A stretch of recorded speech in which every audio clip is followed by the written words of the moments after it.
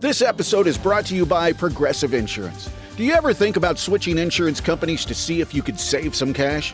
Progressive makes it easy. Just drop in some details about yourself and see if you're eligible to save money when you bundle your home and auto policies.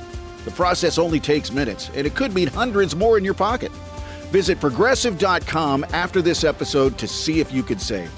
Progressive Casualty Insurance Company and Affiliates. Potential savings will vary. Not available in all states. This episode is brought to you by Indeed. Stop waiting around for the perfect candidate. Instead, use Indeed sponsored jobs to find the right people with the right skills fast. It's a simple way to make sure your listing is the first candidates see. According to Indeed data, sponsored jobs have 4 times more applicants than non-sponsored jobs. So go build your dream team today with Indeed. Get a $75 sponsored job credit at Indeed.com/podcast. Terms and conditions apply. Hello there, Peabody here. And this is the Wayback Machine for traveling through time. And this is my boy, Sherman. Speak, Sherman. Hello. Good boy. Live from the basement of the YouTube headquarters, it's the Stacking Benjamin Show.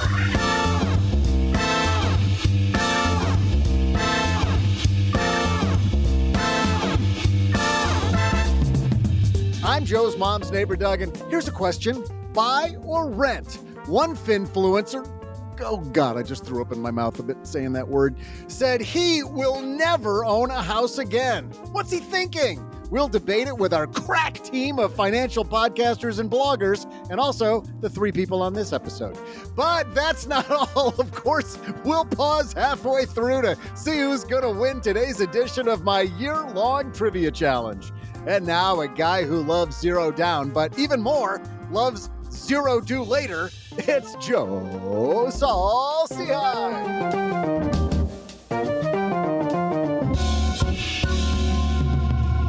Hey there, Stackers. Happy Friday to you. Welcome back to the Stacking Benjamin Show. Sit back and relax because we're about to have a good time talking about buying versus renting a house. So if you know somebody who thinks that buying a house is a horrible idea, you should never buy a house, or if you have somebody that says renting is throwing money away, we're going to take both of those sides today. But let's introduce you to the merry band of characters that we have with us. First of all, across the card table from me right now, Mr. OG is barely here, but he's here. He made it. Glad you could join us.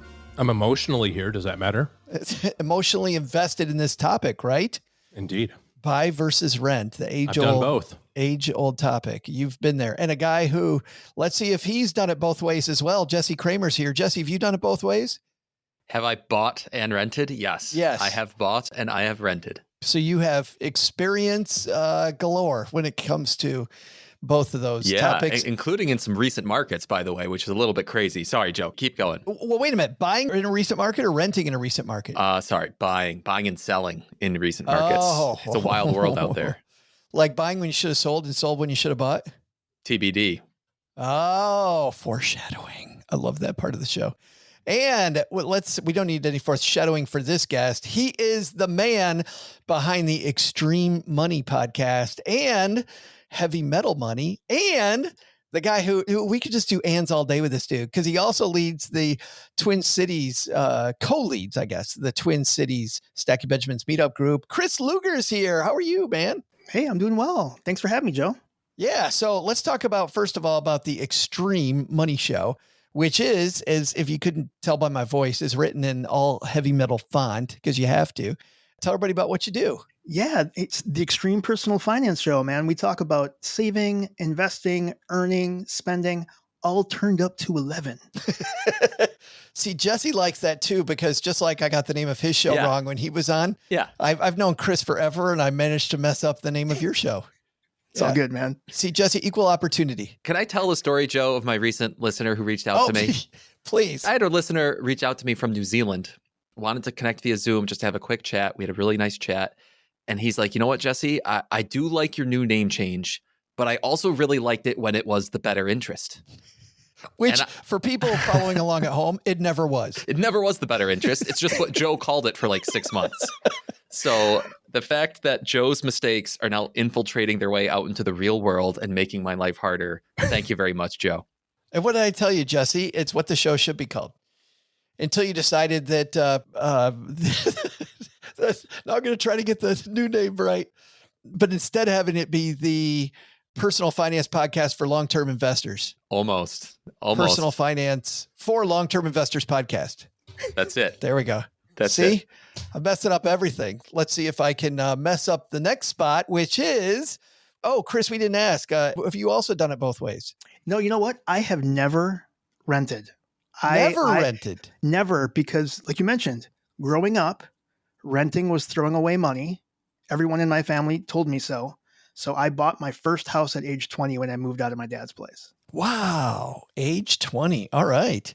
Well, we've got Chris here. We've got Jesse here. We got OG here. We got Doug and I.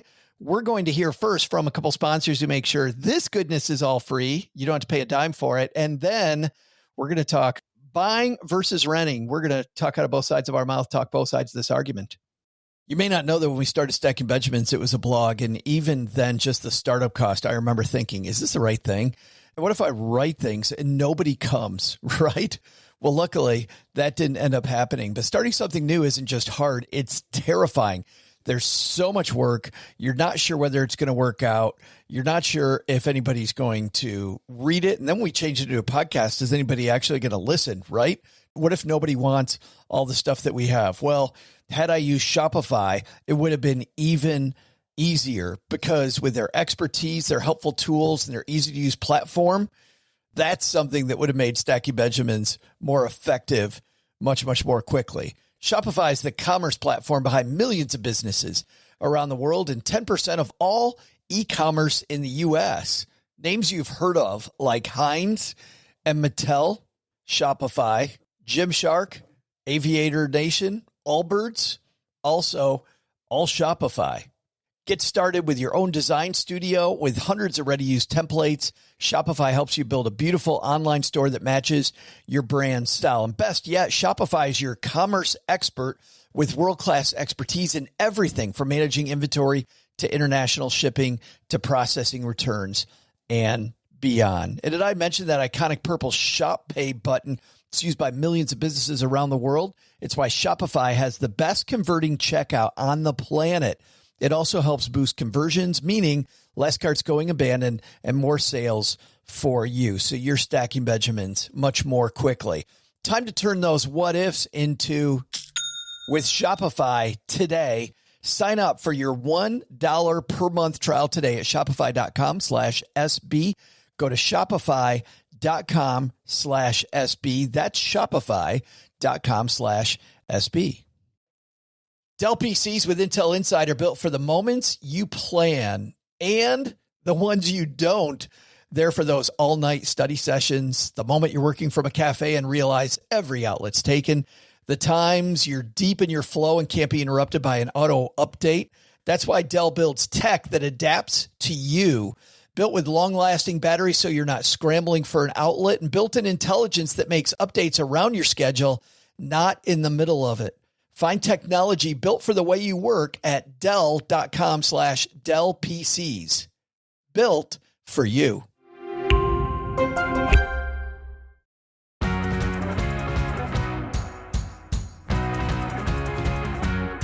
You know, in this community, I think most people think, Chris, what you said is not true. So I want to start with the case for renting all the time. Let's start with the obvious one in this community. And by the way, if you're brand new to this, people who are finance nerds, they think buying a new car is a trap. They think that owning a home can be a money trap. So generally think a lot of things that society in general that you won't hear elsewhere. But then the second half, I'm going to want you to argue the other side. Let's argue where renting is throwing money away. The piece that was the inspiration for this, by the way, comes from James Altucher. James writes this piece called Why I'm Never Going to Own a Home Again. So we're going to use his points to kind of walk us through this. You don't need the piece in front of you, stackers, but if you want it, just go to stackingbenjamins.com, today's show notes, and click on the link because we'll have it there for you. James writes, many people have said to me in the past month, I'm going to buy a home, or what do you think of the idea of me buying a home? I like the second batch people. They're my friends, and it seems like they are sincerely asking for my advice, and I'm going to give it to them whether they meant it or not. And he's talking about, I'm going to tell you not to buy a home. So the first one, and let's start with you, Chris. First one he says is your cash is gone. You got to write a big fat check for a down payment, but it's an investment. You say to me. He says it's not an investment. You're out just a bunch of cash for that downstroke. What do you think of that? Yeah. I used to say that all the time. I used to say it was an investment. It is not. It is not. With maintenance, with not only maintenance, but the taxes, the insurance, all of the stuff they're going to be paying. I actually did the numbers on my own house, believe it or not. So I've been in this house for 23 years. And the amount I paid for it was about $240 back then. It's now worth about $450. And if you look at all the money I've paid for, after 20 years, I had to get new carpet, new appliances, that type of thing. You added up, my annual rate of return was like 0.05%. Wow. I mean, it's pretty bad. So I don't think of it as an investment. It is not. And let's talk. Hold on. Let's talk about just this piece, which is the cash being gone. How much cash did you put toward that down payment? I put about 20%. Okay. So what do you say? It was 220? 240. 240. So you put roughly $48,000 down. I did, because I sold the previous house and I sold a bunch of stock. Correct. So if we use this thing called the Rule of 72, which is, you take the interest rate you think you're going to get, you divide it into 72. It's this mathematical, magical equation, tells you how long it's going to take your money to double. Let's say that you would have gotten 8% on your money. Is that fair? I think that's fair. Yeah. So 8%. So every 9 years it would have doubled. So $48,000 down. You bought it at what age? Gosh, what was I? I don't know. How many years ago? 2002. Yeah. 23 years ago. Correct. Okay. So 23 years ago. So every 9 years it would have doubled. Yeah. So it would have doubled 2.5 times. Don't make roughly, me sick. Meaning you're making me sick to my stomach, Joe. 48,000 becomes 96,000. I got to round this to 100,000 just so I can do this live. But 50 becomes 100. Half of another double, $125,000 you would have had versus that money just sitting there. Oh, Jesse's saying more than that. Oh, what am I talking about? 150. Be 150. Well, I think you forgot a double, didn't you? It doubles from 48 to 100. That's the first doubling. And then it would have doubled again from 100 to 200. Then the second one, you're right. To 200. 50 to 100, sorry, 100 to 200. And then you get half your double. Yeah. That's $300,000. Thank you. Our math whiz, Jesse Cramer, is here, everybody. Weird that I was a financial planner. Thank you. But I think of all the other expenses you've also paid, right? So insurance, think of the insurance, $2,500 a year over that many years is like Hold on. $50,000. We're going to read through his list. You're covering all of them, Luger. Sorry. Luger's taken that Luger, that gun, and he's using every bullet right here at the beginning. Jesse, the cash gone, does that factor into your decision making? Did it factor in? It didn't really factor into my personal decision making. I mean, the way I view it, both of them, if we want to look strictly at the financials, I mean, they're both losing propositions. I think you can be charitable, and this is something I did yesterday in preparation for this talk. If you want to make some charitable assumptions, you could say that buying a house is going to come out like you're probably going to lose something like 1 or 2% a year on it. Like if you do some sort of IRR math, I think renting has got to be worse because I'm not sure what the redeeming quality of renting is as far as getting money back. I mean, or if you want to do what you just did there, Joe, and you want to look at opportunity costs, I mean, they both have these massive opportunity costs. But the thing is, Chris could have $300,000 more today if he hadn't bought that house in 2002, but you can't live inside of a portfolio, as far as I know, right? You have to have some sort of a roof over your head.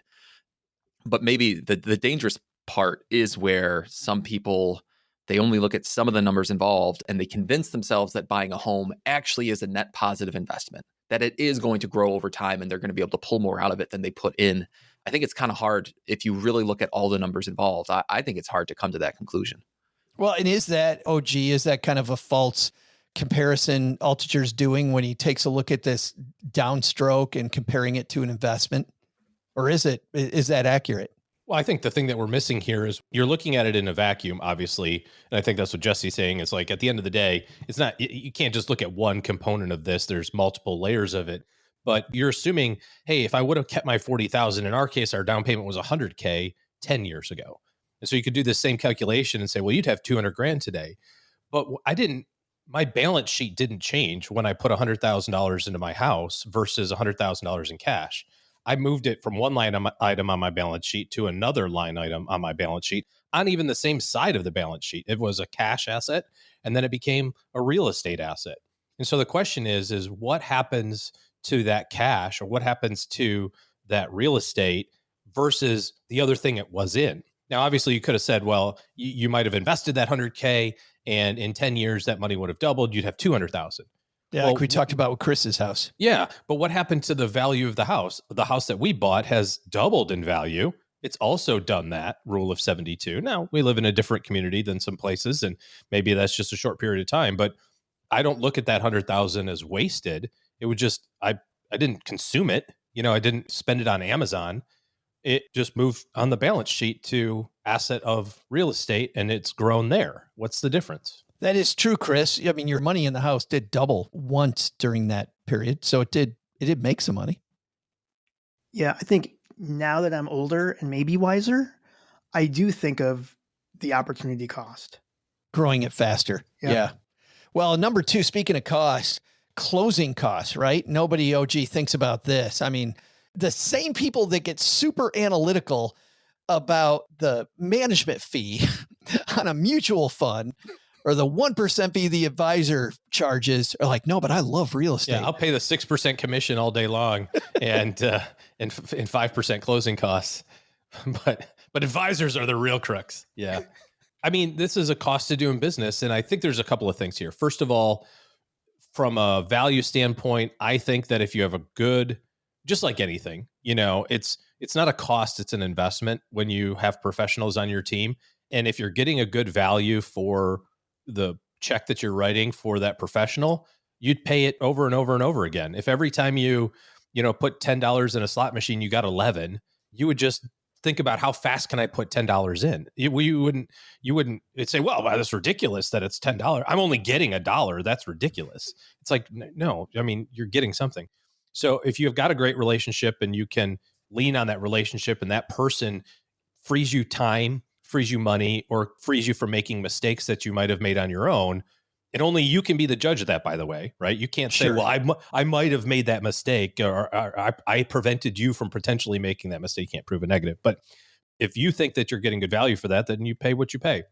But it's a cost. It's definitely a line item. And the same thing with the banking fees associated with the purchase. The banks are going to make money. The title companies are going to make money. The insurance companies are going to make money on that. And I'm probably getting ahead of the game, but then there's all the other stuff that goes into purchasing a house too, like inspections and your time and all the stuff that kind of wraps around that one line item that you see. My closing costs are $14,000 for this mortgage. Oh, gee, I got a question for you. Or actually just a point. So you mentioned the closing costs and the professionals. I absolutely agree with, not only are you paying for saving time, but their expertise and how well they can do the negotiation on your behalf. I mean, I'll pay for that every time.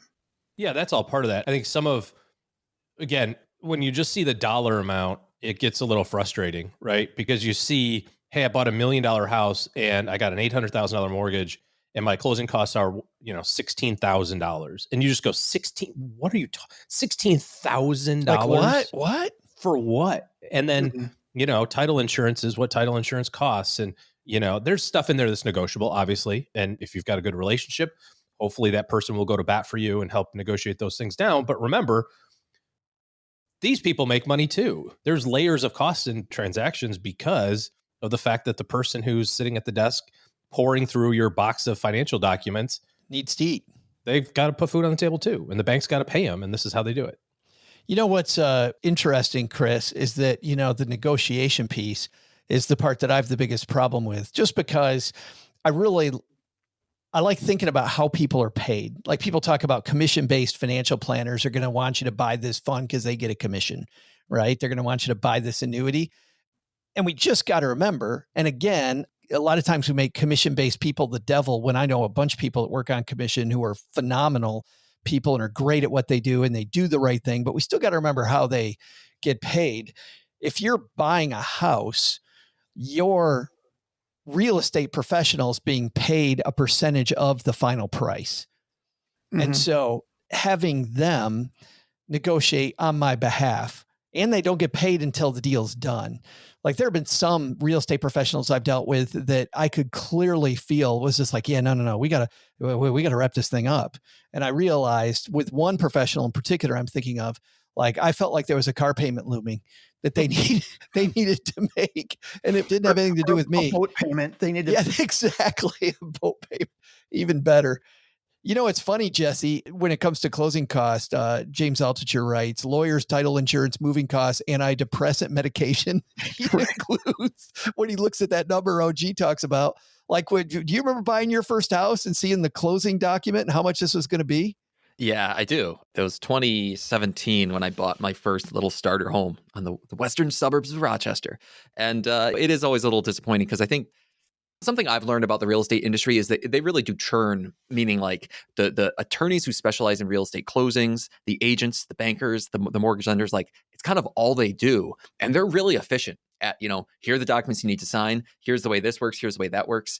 And when you see how efficient and quick they are, and then to think that, man, again, going back to OG's example, like for $1 million house, they just slap on a percentage. It's, it's 2%, it's 3%, it's whatever the closing costs are. And you're like, it was $30,000 for how much work? Like 10 hours of work or whatever it may be. Like that's where it is a tough pill to swallow. I feel like they should be better, Jesse, at telling me what documents I need 10 minutes before the meeting. I feel like every single property I buy. We just had a client that was buying a property and, obviously really stressed, big deal. And I said, listen, we need the information 72 hours. Your title agency will give it to you 6 hours. We cannot fund it in 6 hours. Like it's just not possible for us to get all the transaction stuff done on our side, to verify it, to make sure it's secure. It's just not possible when you drop it in our lap at 4:00 in the afternoon to get you the money by 7 a.m. I'm telling you, it's not possible. That's what they're going to do. So tell them, don't do that to me. Josh said he can't help. And sure enough, he called on Tuesday and went, all right, hey, we're ready to close. Here's the number. They said it's going to be about 680,000. I'm like, oh, so we just send an about number via wire? Like, what are you talking about? How do we send about to, ish, give or take, you're good. Well, you can use that little tilde button on the keyboard. It's like, yeah, just about ish, round up. Schwab accepts that. We sent you 700 ish just to round up. You guys are going to send us money back, right? He was frustrated, obviously. And to your point, Joe, it's like, surely you could figure this out. I don't know. Call me crazy. 2 days in advance. Yeah. This is the largest single transaction that anybody usually makes in their entire lifetime. And I'm not throwing a bunch of shade here. I'm just saying it feels like they're used to such big numbers all the time that it's like, oh yeah, it's just 681, 722 decimal 41. Just wire that just whenever you can. You're like, I'm wiring $750,000. I'm going to take my time and make sure I don't move the wrong decimal point or send it to the, wrong place. So give me a second of breath here. That poor woman we had on the show, Shannon, who accidentally sent it to a hacker. And sent the wire money to the wrong place. $40,000. Bye. Yeah. It amazes me because I'll ask them, OG, point blank. I know there's going to be stuff you're going to need to last. No, we're good. No, we're good. And then 24 hours before, we are not good. And I'm the one holding up closing if I don't get them the stuff like right now. Yeah. The loan guy said he needs your most recent pay stub. You're like, really? You didn't know that a month ago. You didn't know that 4 days ago? You just, today's the day you decided you needed it? Okay. Chris, when you did your calculations, the third thing on James' list is maintenance. So let's go there next. It sounds like this is what dragged down your ROI when you were looking at how well you did with your money by owning this house. Yeah, I estimated over the 23 years, I probably just repairs and maintenance. It probably was around 35 grand just because after 20 years, I got new appliances.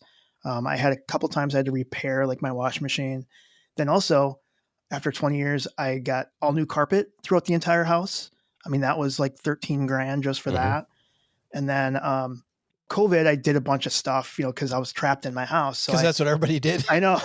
Right. So I, like you said, 17 trips a day to Home Depot. Like I did a lot of that. So you add all that up, it definitely starts eating in. Where again, if you were renting, something breaks, you just make a call. They come out, they repair it, they replace it, they fix it. Where It's my water heater goes out. I need to get a new water heater. I feel like besides having all this money for the downstroke that I don't need, I get to keep that and I get to deploy it elsewhere, Jesse.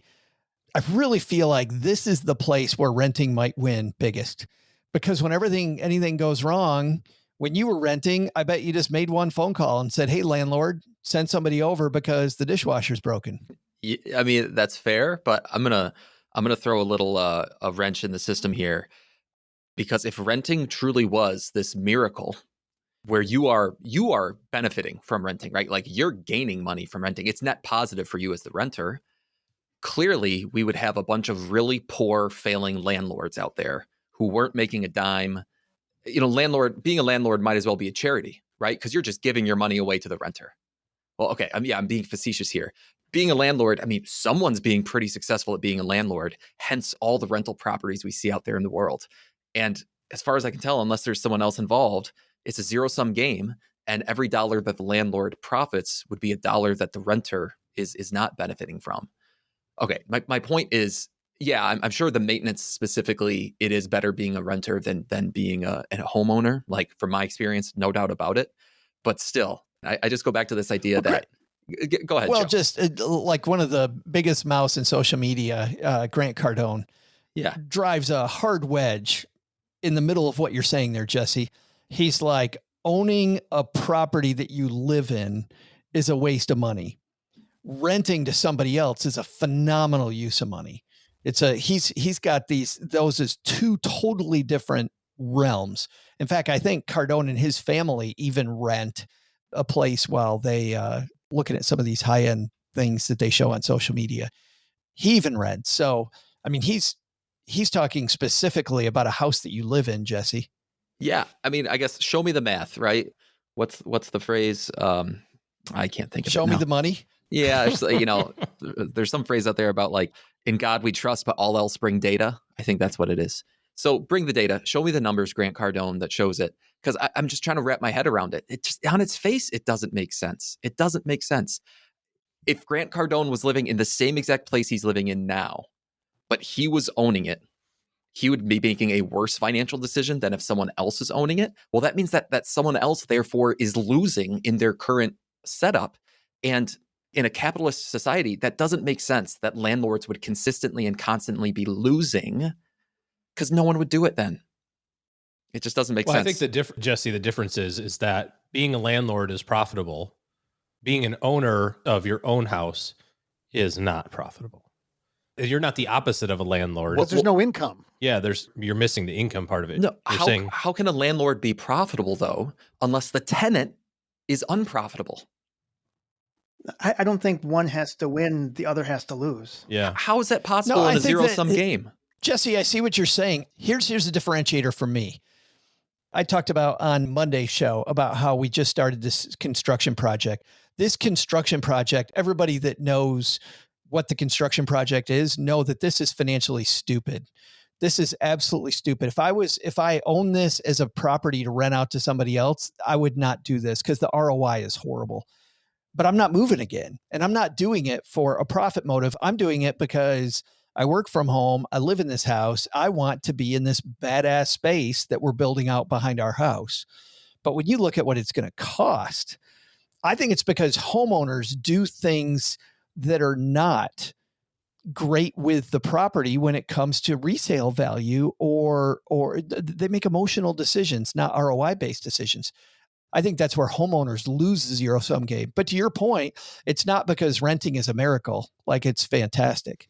Well, yeah, I mean, I guess just to expand on your example there, Joe, you're right. So if I'm a homeowner, I get to choose to do things in my house that might be dumb financially, right? Yeah, you're absolutely right. That's coming in the second half of this, because I do think that's an upside of owning. But if I'm a tenant, what you're saying there is, well, I don't get to choose if I do the dumb thing with my money. My landlord gets to choose if they're going to do the dumb thing with their money. And my argument is, well, if there's something that you want that's really nice to be done to your rental that you're renting out as a tenant, and you go to your landlord and you're like, hey, can you please put a marble fountain in my kitchen? It's what I've always wanted. That landlord is going to say no. Like, my point is, the landlord is not going to do stupid things with their money so that you as the tenant benefit and that they as the landlord lose out on that. But does that make it better off for you then too as the tenant because you didn't do something stupid with that money? Well, what it means is that you're not more getting efficient use of money. right. You're not getting capital improvements to your living space that you Sure. want. That's what it means, I think. Well, next on this list is taxes. You don't have to pay any of the property taxes, the holding taxes. You've said this before, OG, you don't really own your house, even when you pay off the mortgage. Yeah. Miss a few tax payments, we'll see who actually owns that property. Yeah. And different municipalities have different rules for, senior citizens and that sort of For thing. squatting for after you don't pay the property taxes. Also that. Yeah, I don't know that gets a little too political. You squat in a rental and it takes you 5 years to get kicked out, but you don't pay your property taxes and they'll be there on Tuesday. But no, I mean, you have property taxes and you have insurance you don't have to have insurance if you don't owe any money on the house, but there's an ongoing cash flow responsibility. I think that one of the big misses that people have in that calculation of buying versus renting is they just purely look at the rent expense versus the mortgage.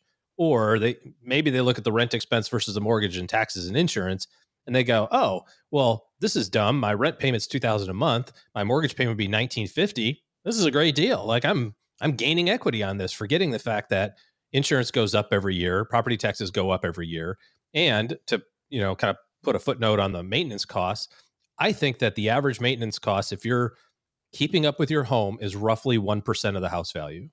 I think every year, if your house is worth $500K, I bet that you're putting $5,000 a year on average into that place just to, keep it up the way that you need to keep it up. Whether it's like a big expense, like Chris was talking about, like, hey, every so often we put new carpet in because that's what we, it's wore out and the kids are gone. And now I want to have some better utility. Or if it's required maintenance, like AC repair or, a water line breaks or something like that. But I bet if you added it up, Chris, you were saying $35K over the, you're not counting stain for the fence or, like you said, the one-off trip to Home Depot where you had to get a wrench to fix the, whatever. It's thing for the stuff. It's the things with all the stuff. Our refrigerator just started making a weird noise. Like we can't even figure out what the noise is for. Again? When you get water out of the water thing, it just goes. This is an ongoing multi-year saga. This is the appliance we hear about more than any other thing in OG's house. What are you talking about? Refrigerator. The refrigerator's fine. I think you're confusing me with somebody else. No, you had this problem, a year, 18 months ago, maybe? We've never had this problem. There was should we just buy a new condenser or should buy a new refrigerator? Anyway. Let's get to the last two on this list because I really want to argue the other side because I feel like Jesse's already kind of headed in that direction. Number E, what is he? A, B, C, D, number 5, I guess that would be. James writes, you're trapped, which means that if you decide to move, I had this happen. I became a landlord inadvertently because we were moving to Texarkana and the market in Detroit got so bad. I was trapped in that house. Like I wasn't gonna be able to get rid of that house. So you are trapped when you own the property. And then the last one on his list is, he says, ugly. All of the ugliest types of investments. It's a liquid, it's high leverage, there's no diversification. And, those are the 3 big ones as I scroll up. And no diversification. Could need to be a little bit more definitive. I think we all grasp those. It'll be interesting to see the other side of this, though. Let's do the positive side for owning a house here in a second, why you should own a house. We're going to do that in just a moment. But at the halfway point of every Friday show, we have this phenomenal year-long competition between our 3 frequent contributors. Chris Luger, you're going to be playing for Team Paula Pant today, which is amazing because Paula's on a 2-game win streak, which, by the way, corresponds with the fact, Doug, that Paula Pant has not been here the last 2 weeks. She seems to be winning by not being here. So no pressure, Chris. But she seems to be winning with her surrogates like you. But do you want the good news or the bad news about how this is going to go? I always take the bad news first. Well, the bad news is that you are still tied for last, right, Doug? Yes. Of the people in second place, you're the closest to third place. Because you were third place last year. What is the score, Doug? The score, Joe, is Paula most recently achieving a tie at 3.5 points. That just happened last week. Jesse also has 3.5 points. By the way, the half point, for those of you who were not with us maybe a month ago, was somehow negotiated by Jesse and Paula, who wanted to split a point. Wow. So somehow they wanted to trade it for a player to be named later, which we didn't allow to happen. Yeah. I don't know, real estate agents can split a commission, but we can't split a point. What's this? The most I would grant them was a half point each. So Jesse and Paul are now tied for last place at 3.5 points, just 1.5 points behind OG, who has 5 points. One of these two people, though, Doug, is going to get within half a point if they stop OG from becoming a freight train again, like he was at the beginning of the year. So, Chris, those are the stakes. I was told to make it competitive. Well, you got to throw a couple games. The Chicago Black Sox scandal on Stacking Benjamins. All right. We know what the stakes are. Doug, you've got the trivia. What are we talking about this week? I would love to share the trivia with everybody, Joe. Hey there, Stackers. I'm Joe's mom's neighbor, Doug. I've been digging in and reading about great marketing lately. I love a win-win scenario, so I've been thinking out of the box about value-added solutions for this podcast. I'm going to ramp things up and really think out of the box, get everybody in a circle. I'm just picking up all these great phrases. One book says that the customer should be Luke Skywalker and the brand should be Yoda. Well, that makes sense. Here in Mom's Basement, we like thinking of our stackers as Luke Skywalker, or heck, even Rey Skywalker now, right? So I guess that would make us Yoda then, I guess. I know Joe's pretty old, but Yoda's even older. Oh, my God. How much older? Not that much. Here's today's question. How old is Yoda in the Star Wars movies? I'll be back right after I go draw up a diagram to explain to Jesse who Yoda is. It's going to take a while. Jesse was quoting Star Wars, I think, the first week you were on this show. Yeah, but he's young. He's into the new Star Wars. Well, Doug, which movie are we talking about here? There's a long saga. The timeline of Star Wars, of the movies that's out, it's kind of long. Well, we've got, I believe this is from the first one, A New Hope. We'll go with his age in A New Hope. Cool. So that means, OG, you're going first. The Star Wars movies, to Jesse's point, have made a ton of Benjamins, ton of money. How old is Yoda? I mean, how old was he when he died? Is that what you mean? Spoiler alert.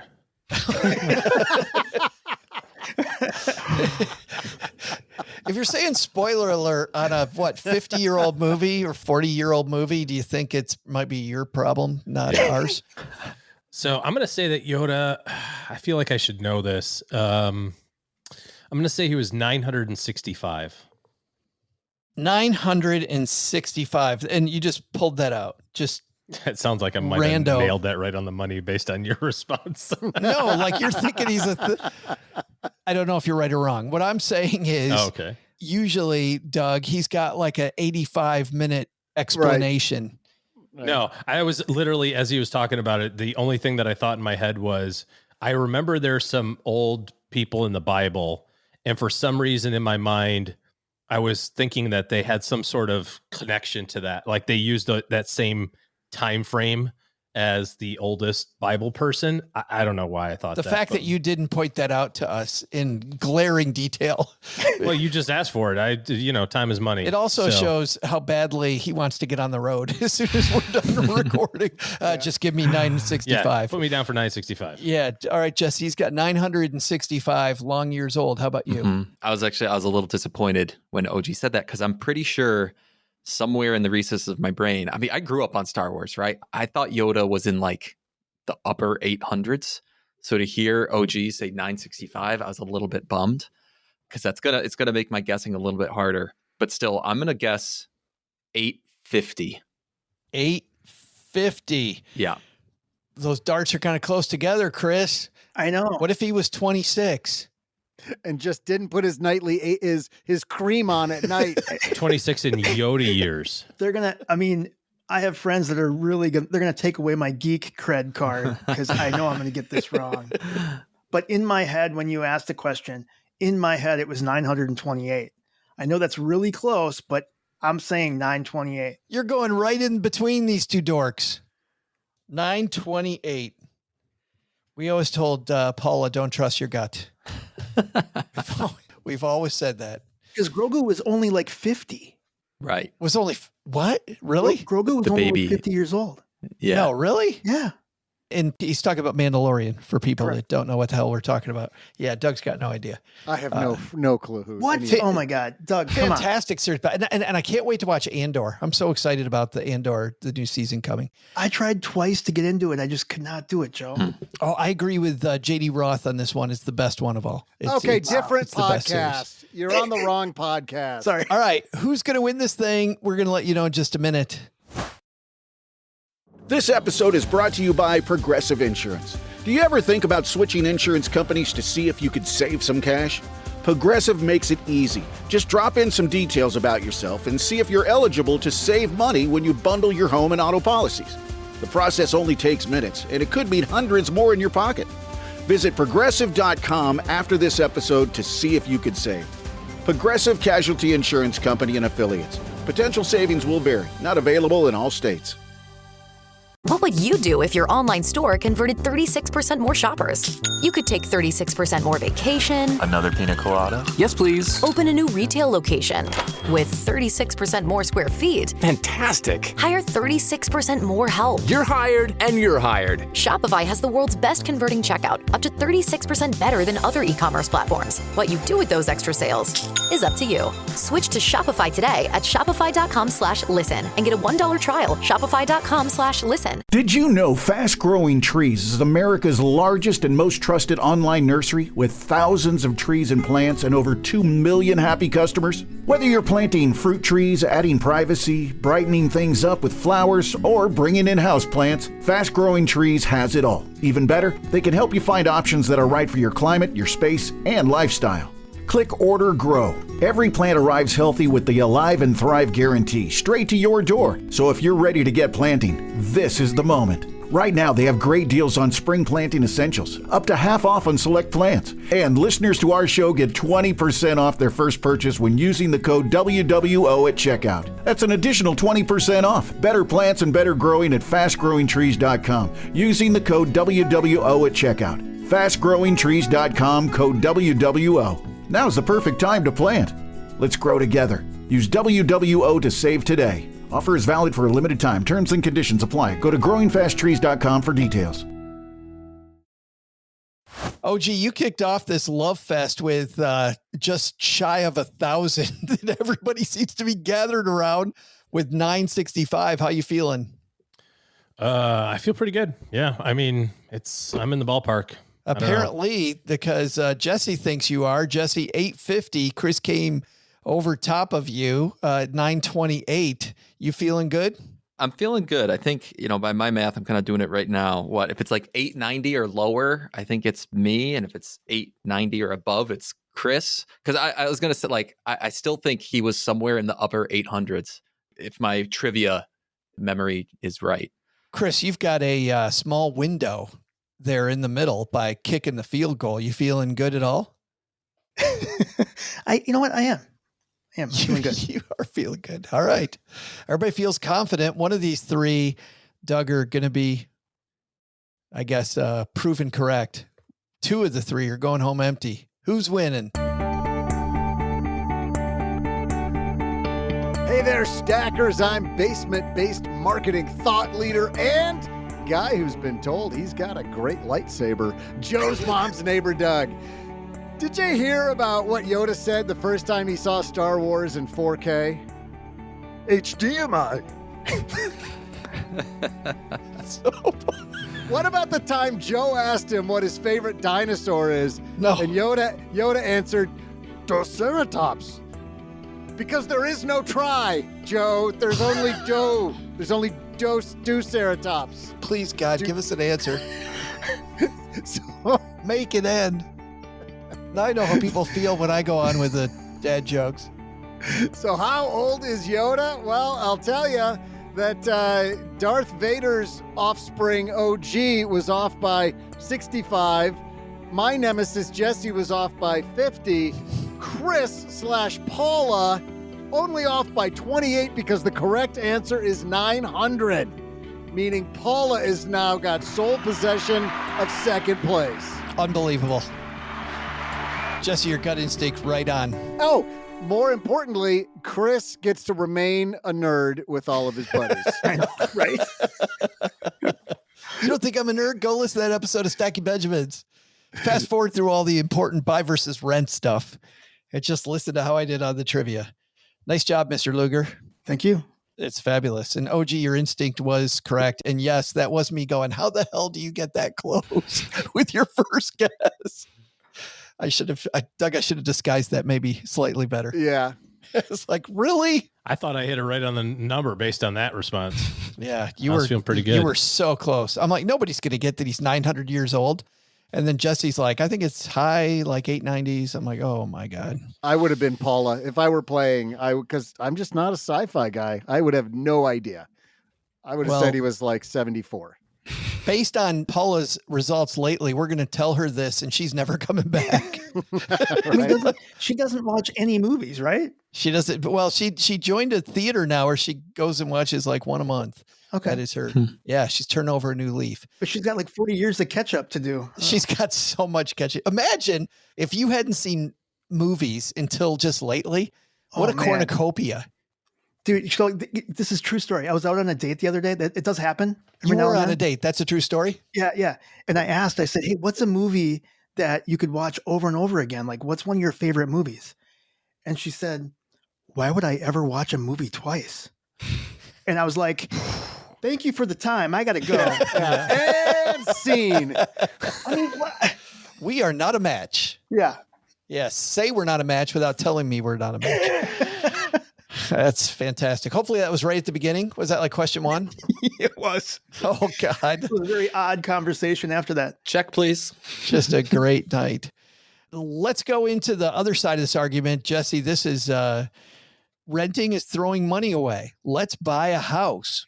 What's the pro side you never hear in the financial community about the upside of let's buy the property? Well, you kind of have full discretion over anything you want to do.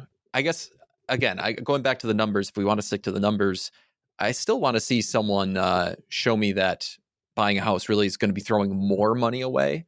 I kind of have a hard time believing that based on all the number crunching that I've done, but I'm open-minded to it.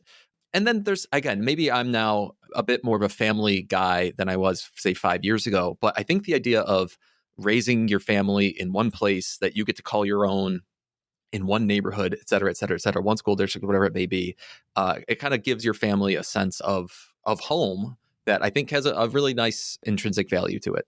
So the list goes on from there, but that's where I'll start. I was just thinking while you were talking, when you said, I want somebody to show me the chart, and I realized that I just saw one. But what I also realized, Jesse, was that the chart kind of points out something that you pointed out in the first half of the show. By the way, it points it out the wrong way. It points it out a way that looks like it's apples to apples and it's not. Jeremy Schneider, Personal Finance Club. I generally like his charts, but I do find some of them misleading. I find some of them just, frankly, Jeremy, I find some of your charts misleading. And one of them is, he had a chart talking about this, that if all of the things are equal, the monthly expenses to buy a house versus the monthly expense to rent, so you make the rent equal your mortgage payment, he said you still have all of these other costs on top of it, right? If you're a homeowner, you've got property tax, you've got homeowners insurance, you've got your own maintenance costs, you've got all this other stuff that we talked about in the first half of today's show. But I just realized while you were talking, Jesse, how that is wrong. Because if it was apples to apples, your point earlier on is the landlord has no upside.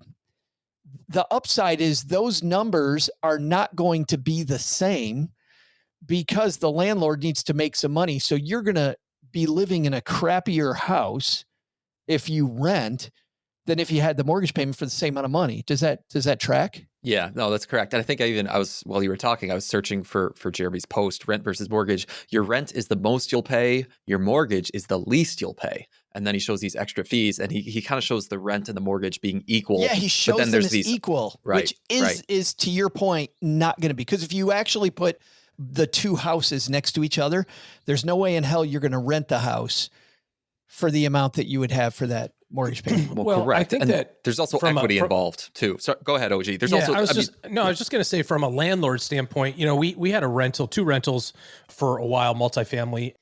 It was very clear to me when I bought this place that the previous owners used all of the available cash flow for themselves. Like it was very clear. They were like, every dollar we can wring out of this, we are taking, because you could tell they were not interested in upkeep. They were not interested in maintenance. They were not interested in saving landscaping. that for you. They were, well, where they saved it for me was the value of the property was commensurate. Was commensurate. There we go. It was also commiserating. I was commiserating a lot on that property. Was commensurate with what was going on in both the rent income and profits and then also the status of the building. And so when we went in and bought it, I was very clear that I was not interested in the cash flow of it. If it broke even, that would be great. If it made money, I was interested in taking all the available cash flow to buy the equity side of it, if that made sense. And so this guy bought the property at $750K, sold it to me at $300. I have no idea how much cash he took out of it, but he owned it for 20 years. I bought it for $300, lost my you-know-what on it for 2 years in terms of cash flow. I was upside down $40K a year for 2 years, sold it for $750 because we rehabbed apartments and we improved the landscaping and we resurfaced the parking lot and we did the roof. And like we did the stuff that made it beneficial on the equity side of it. So I don't know that it's exactly fair. And maybe this helps you, Jesse, or helps your point, or it doesn't help your point. But, when you think about the landlord, like they have to make money, you make money different ways. It doesn't always have to be break even cash flow wise. I was very comfortable with losing money, $50,000, $80,000 over this 2-year period, because I knew that whenever I sold it, that's when I got my payday. You're never going to find an apples to apples comparison on this, because if you start with the concept of housing cost for dwelling, you can always say, well, if you bought it, you would want to have a little bit nicer place, or maybe you'd want to live in a different neighborhood, or you would never buy a 2-story. You would only buy a single story, but you're happy to rent it. You know what I mean? Like there's no way to compare what this guy is trying to decide on, or, what the article's about. It's so personal. It's ridiculous. Well, but I think we can draw a few truisms. And one is the longer you stay in a house, the more renting makes less sense. And the equity value of the house goes up. Absolutely. The first house so here's another personal example. Our first house that we bought a 4-bedroom colonial because we had 0 kids. It made a bunch of sense to have 3,000 square feet by ourselves. All those bedrooms, right? Had to have all those bedrooms. And we had no kids for 5 of the 10 years we lived there. We had no kids. We sold the house for the same price we purchased it for 10 years later. The terms that we had on the mortgage was interest only. So we paid effectively a rent payment to the bank for 10 years. We had a little bit of principal on the mortgage because we had a primary mortgage and then a HELOC separately. So the HELOC was actually we were making a dent on the HELOC, not the primary. How effed up is that? So weird. Yeah. So weird. Anyways, the long and the short of it was 10 years later, we walked out of there with $7,000 in our pocket. Barely enough to afford Stevens to pack our stuff and ship it to Dallas. After 10 years of those payments. Now, you could have said in that example, well, dude, if you'd have just rented a place, you'd have come out way ahead. Well, yeah, but if I was going to rent a place, I would have rented a 2-bedroom apartment, not a 4-bedroom house. And to your point earlier, Joe, maybe it would have prevented me from doing the dumb thing of buying a freaking big giant house that I couldn't afford with all that money, with no money down and interest only, and whatever, all that other sort of mistake. So, again, I just come back to, it's hard to make a apples to apples comparison here because you're trying to prove that you would make the same decisions given 2 different sets of circumstances. And let's talk about that too. Chris, you talked about how your money didn't grow all that quickly, your rate of return pretty low. But we look at these things and we go, if I would have only had an index fund. Well, let's do that. When you actually look at the numbers of people that own index funds and you look at their returns, which company did that, OG? Fidelity went and looked at their people. Was it Schwab? One of the big companies went and looked at their average investor. the average investor makes enough dumb decisions with their investment that the primary property, the fact that you have this trapped equity in there for a lot of people, and they say, my house is my retirement, right? You know, you heard that a lot from older people. My house, that's where all my equity, that's my, I don't need a 401k. I got my house. Well, that may be a little more true than we think it is for the average person, and how poor we are at actually investing. The forced saving for some middle America is actually a good thing. I think for those people that are doing very little to save for retirement, it is something that they're counting on, for sure.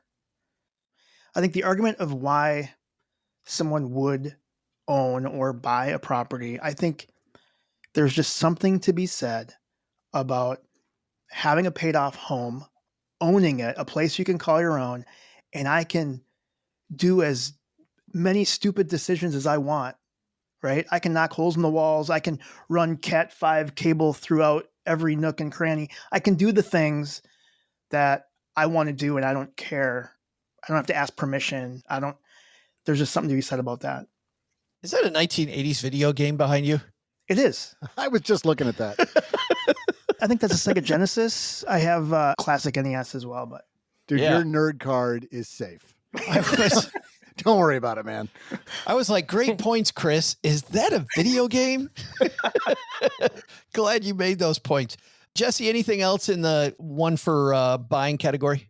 Well, I thought when Chris was just talking right there, a thought popped into my head, Joe, and maybe this doesn't exactly answer your question, but you know, what do we call... It does answer my question. Thoughts do pop into your head from time to time. That's the eternal question.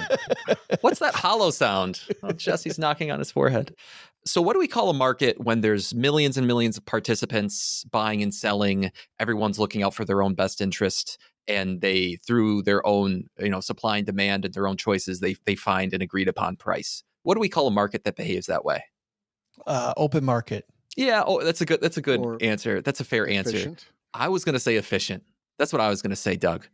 And so part of this whole argument today, or anytime someone comes forward and they're like, no, it is absolutely renting, or like, no, it is absolutely buying. That's the smartest thing to do with your money. What they're saying, in essence, is that like the market's not quite efficient, and that their argument has to be the better one. And so this thought kind of popped into my mind that it's like, considering that you have here in the US, you have hundreds of millions of people who are making their living decision on where to live and what to pay and all that kind of thing. To think that that market isn't at least somewhat efficient in finding the right price, or that, in other words, that like that market isn't somewhat efficient at balancing the scales between renting and buying, I gotta think there's some of that probably going on behind the scenes, that if we really did look at the numbers, we might be surprised to see they're more even than we think. I get that part of your thinking, but OG, don't you think he's talking more about rental real estate than real estate that you know? No, I mean, from a big macro standpoint, I would agree with that. I mean, if there's a lot of rental properties being built that are not supported by market demand, then what's going to happen? The rent prices are going to go down. And then someone new that moves to the community is going to say, what do? I need housing. I need to find some housing. What should I do? Should I go buy a house or rent one? And they'll look around and they'll say, well, renting is so much less expensive because of this inefficiency that has now materialized, that it makes more sense for me to, you can see that's going on in little micro communities across the country. We live here in Texas, Joe. So, in Austin's a great example. Tons of people moved in. They built a ton of multifamily housing and a ton of single family housing. And now people went, oh, it's hot in Texas.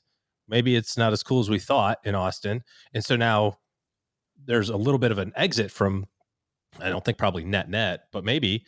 In any event, I'm reading the articles on this of like, There's a little bit too much housing. It's too overbuilt. That's what they'll say, right? Built a little too much. Built quickly. And so that's going to manifest itself in lower housing prices or lower rental prices.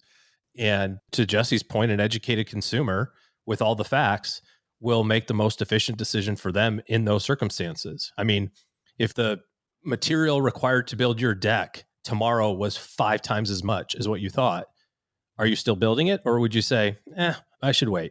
I should do something different now that I have that information. Maybe I'll use a different material. Maybe we'll make the plans a little smaller. You know what I mean? Like you will do something new with new information, with a radical change. So I can get behind Jesse's perspective. I do think a lot of people behaviorally, when you think about, I only rent this place, you're not going to make some of the behavioral moves to spend money on things that you would spend it on if you own the place. No.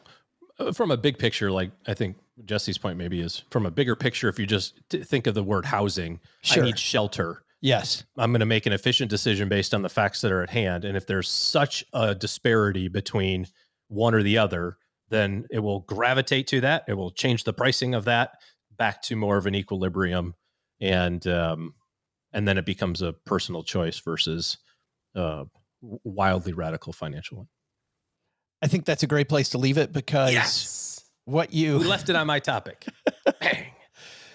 Because I think it is what you do with the money, what you do with the decision that you made, right? If you make a decision to purchase a house and you're only going to live there 3 years, or you're going to put a, expensive thing on the back of your house like I am, well, then so be it. That's going to influence what you do with the rest of your money. It's that opportunity cost that we were talking about and forced savings. And I think it's great, Chris, that you did the ROI behind that decision, kind of as a cautionary tale, but I don't know that it ended up badly. I think you like where you live.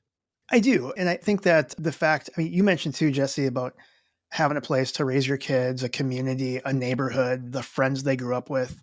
I wasn't going to move anytime soon. And yeah, I do. Well, let's find out what each of you are doing. OG, we mentioned that you're out of here right after this. Any big plans this weekend? Yes, huge plans. So a little bit after school activity Saturday morning, and then a very, very important husband-wife golf tournament, affectionately known as the Divorce Open. I was just going to say. Because when you play alternate shot with your bride, invariably one of you, and I'm not going to say who, I'm not going to point fingers, but one of you leaves the other person a 2-foot putt for par, and the other person leaves them a 7-foot for bogey. And you just go, how is that possible?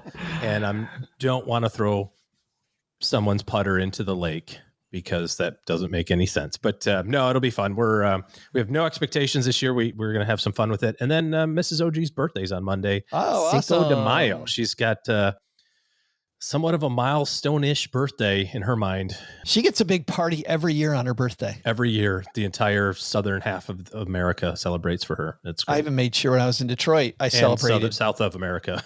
Yeah. As a matter of fact. A lot of the world celebrating that day. That's fantastic. Yeah. Let's have our guest of honor go last. Jesse, what's happening at the Personal Finance for Long-Term Investors podcast, better known as the Better Interest Show? Well, I think we'll see. As we're talking, there's still a week left or so in April, but I'm pretty sure April is going to be our best month of all time, which is an exciting thing. We're about to release an episode with Bill Yount from Catching Up to FI, and then following up from that is going to be, I think, an AMA episode, and then we're very excited to have Don McDonald join us. From Talking Real Money. From Talking Real Money, exactly right. So fun things happening over You're not talking about Don, you're talking about Don. Correct. Amazing radio voice. Oh my Amazing. God. Just incredible. And see, he makes it about him every time, Jesse. Every time. Doug's like, don't forget, there's somebody else with a radio voice. Chris Luger, thanks for hanging out with us again, brother. Oh, thank you so much for having me. This was fun. So what's happening at the Extreme Finance Better Interest podcast? The Extreme Personal Finance Show. That too. Yeah. We got some great episodes coming up. I got one coming up talking about, is real estate investing right for everyone? How some people think, they don't want anything to do with real estate investing at all. So we're going to talk about the pros and cons there. We're also got an episode coming up talking about how to prioritize your passions and purpose in life, especially after you've reached FI. So how do you do that when there's so many other things that you want to do? So yeah, a lot of fun stuff. You can find out everything over at heavymetal.money. Watching all kinds of movies with people who are not that date. That's right. Yeah. Great times, everybody. If you've hung out with us live on YouTube, thanks a ton. If you want to hang out with us live on YouTube, we're normally here Wednesday afternoons. We're recording at a weird time today because of our schedules. But if you want to hang out on a Wednesday afternoon, come join us. Please, if you know somebody that needs to listen to this because they haven't truly thought through the buy versus rent thing, give them the name of the podcast, pass this along to somebody that needs to hear it. Otherwise, give us a review and Doug will read those on the show on our Crazy Monday, Wednesday shows. As long as they mention me in the review. Those are the ones I read. That's the only thing. All right, that's going to do it for today. Doug, what's the 3 things we should have on our to-do list at the end of today? Well, Joe, first, take some advice from Chris. He says it's better to be a renter because if you're a homeowner, you got to make sure the carpet matches the drapes. Did I get that? Did I get that right, Chris? I think I nailed it. No, I think what I said was that I can't think of anything. I can't remember what I said because that was pretty funny. I totally got distracted. That was pretty good. Second, this is the best to-do list ever already. Okay, number 1, I don't know. Yeah, so basically, I nailed it. You nailed it. Second, Jesse said you need to own a home so you can be like Family Guy. Jesse, would you say you're more like Peter or Stewie or maybe Lois? I thought for sure you were going to make a comment about the carpet in Joe's mom's basement. No, that was a good one. Oh my. Look at the time. Wow, we got to finish this up. What's the big lesson, Doug? About the big brother. I can't even talk after that. But the big lesson? Buying versus renting? Don't overthink it. I guarantee you there's a corner in your neighbor's basement they never look in. And that is where you put your blow-up mattress. Problem solved. Thank God you said mattress. Mattress, yeah. Whew. Thanks to Chris Luger for joining us today. You'll find the Extreme Personal Finance Show wherever you're listening to us right now. We'll also include links in our show notes at stackingbenjamins.com. Thanks also to Jesse Cramer for hanging out with us today. You'll hear the latest episodes of the Personal Finance Show for long-term investors wherever. I'm sorry, I'm out of breath. Wherever you're listening to us right now. Is there an acronym we can use for that show title or something? Thanks also to OG for joining us today. Looking for good financial planning help? Head to stackingbenjamins.com/OG for his calendar. This show is the property of SB Podcasts, LLC, copyright 2025, and is created by Joe Saul-Sehy. Joe gets help from a few of our neighborhood friends. You'll find out about our awesome team at stackingbenjamins.com, along with the show notes and how you can find us on YouTube and all the usual social media spots. Come say hello. Oh yeah, and before I go, not only should you not take advice from these nerds, don't take advice from people you don't know. This show is for entertainment purposes only. Before making any financial decisions, speak with a real financial advisor. I'm Joe's mom's neighbor, Doug, and we'll see you next time back here at the Stacking Benjamin Show.